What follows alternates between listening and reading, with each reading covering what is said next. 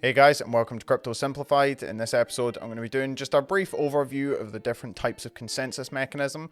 I know that I've had a pretty big influx of new subscribers to the channel recently. If you are just here to see the coin analysis videos, there will be another one up on Friday. I'm going to be covering quite a few different consensus mechanisms in this video, so I'll make sure to put chapters on the timeline below so you can skip to any one that you're particularly interested in.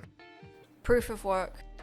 Proof of work is where miners attempt to solve arbitrary mathematical puzzles to prove that work has been done to mint the next block. In this system, miners are constantly changing and rehashing the header of the block to try and solve this puzzle.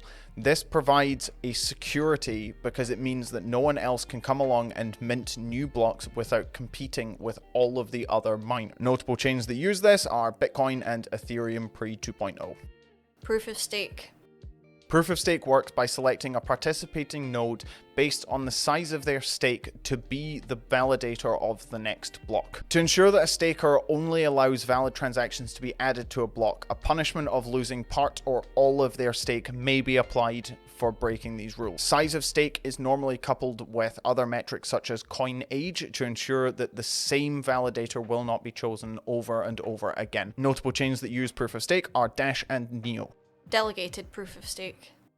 Delegated proof of stake aims to achieve consensus faster by only having specific trusted nodes vote on the next block. These trusted nodes are chosen by users voting for specific witnesses or by users delegating their stake to other users who they trust to make a vote for a witness. To be chosen as a witness, a node doesn't necessarily need a large stake themselves, they just need users providing large stakes to back them. Notable chains are EOS, Tron, and Tezos. Nominated proof of stake. Nominated proof of stake has two roles: nominators and validators. Validators are a vital part of the network's infrastructure and must be available 24/7 or they will lose reputation and have part of their stake slashed. Validators in the active set are chosen by the nominators.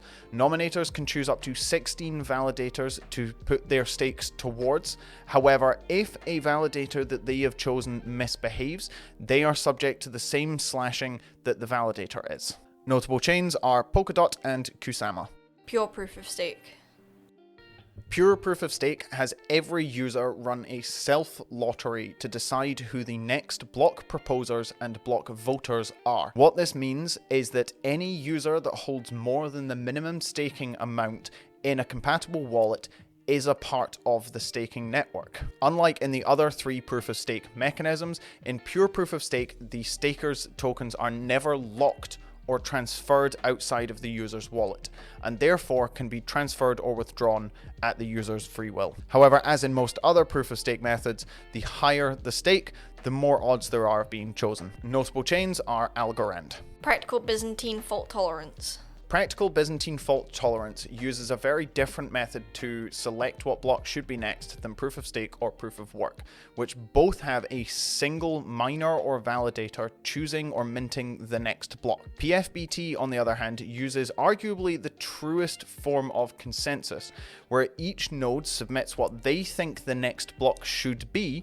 and the block with the most votes will be chosen as the next one in the chain. Even though a malicious node could submit a block with fraudulent transactions in it, it wouldn't get added to the chain, as there would need to be a mass consensus that that is the correct block, and other nodes would have to submit the same fraudulent block. Notable chains are Tendermint, Hyperledger, and Zilliqa.